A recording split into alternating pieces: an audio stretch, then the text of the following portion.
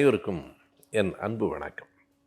கேரளாவில் திருவனந்தபுரத்திற்கு அருகில் வெஞ்சரமூடு என்னும் ஒரு ஊரில் ஓர் அதிசயம் நடந்திருக்கிறது. நாட்டுக்கு மிக மிக தேவையான அதிசயமாகவும் அது அமைந்திருக்கிறது. வேறொன்றும் இல்லை, 2 மதங்களை சார்ந்தவர்கள், 2 கட்சிகளைச் சேர்ந்தவர்களை விட எதிரிகளைப் போல ஒருவரை ஒருவர் பார்த்து கொள்வார்கள். 2 மதங்களைச் சார்ந்தவர்கள் ஒருவரோடு ஒருவர் மோதிக்கொள்ள வேண்டிய தேவையே இல்லை. அவரவரினுடைய நம்பிக்கை அவரவருக்கு என்னும் புரிதல் இருக்குமானால் நீ உன் வழியில் போகலாம், நான் என் வழியில் போகலாம் என்று இருவரும் ஒத்துப்போவதற்கு வாய்ப்பு உண்டு. ஆனால் நாடு முழுவதும் மத கலவரங்கள் நடைபெற்று கொண்டிருக்கிற நேரத்தில் கேரளாவில் இப்படி ஒரு நிகழ்ச்சி நடந்திருக்கிறது. வெஞ்சரமூடு என்கிற இடத்தில் இந்து மதத்தை சார்ந்தவர்கள் சாமுண்டீஸ்வரி கோயிலை கட்டி முடித்திருக்கிறார்கள். அந்த கோயிலுக்கு வருகிற அந்த பாதையின் தொடக்கத்தில் சாமுண்டீஸ்வரி கோயிலுக்கு செல்லும் பாதை என்று ஒரு பெரிய வளைவு ஆர்ச் வைக்க வேண்டும் என்று கருதியிருக்கிறார்கள். ஆனால் ஏற்கனவே அந்த இடத்தில் நுழைகிற இடத்தில் ஒரு பள்ளிவாசல் மசூதிக்கான அந்த வளைவு அங்கே இருக்கிறது.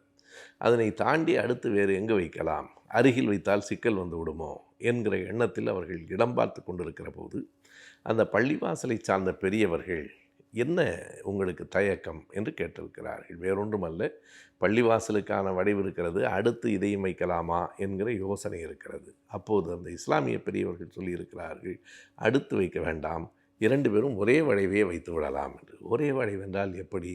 அந்த வளைவில் ஒரு பாதி சாமுண்டீஸ்வரி கோயிலுக்கு போகும் பாதை என்பது, இன்னொரு பாதி பள்ளிவாசலுக்கு போகும் பாதை என்பது. இது நடைமுறையில் சாத்தியமா? ஏன் சாத்தியமில்லை?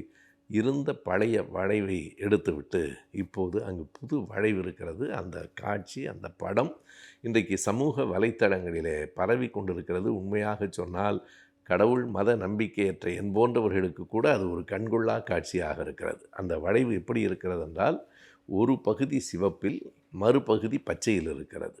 சிவப்பில் இருக்கிற அந்த பகுதியில் சாமுண்டீஸ்வரி கோயிலுக்கு செல்லும் பாதை என்று மலையாளத்திலே எழுதப்பட்டிருக்கிறது. பச்சையில் இருக்கிற அந்த வளைவில் இந்த பள்ளிவாசலுக்கு செல்லும் பாதை என்று எழுதப்பட்டிருக்கிறது. அது மட்டுமல்ல, இந்த சிவப்பு முடிகிற இடத்தில் ஓம் என்கிற அந்த சமஸ்கிருத எழுத்து இருக்கிறது.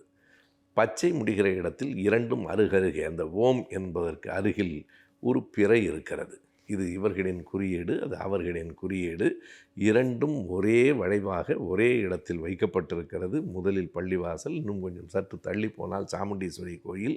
இப்படி ஒரு வளைவை இந்தியா வேறு எங்கும் பார்த்திருக்கும் என்று எனக்கு தோன்றவில்லை.